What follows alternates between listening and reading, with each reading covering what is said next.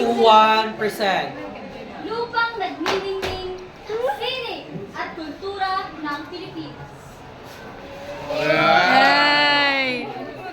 Wow, very cutesy. Sa kahoy nagsasanay.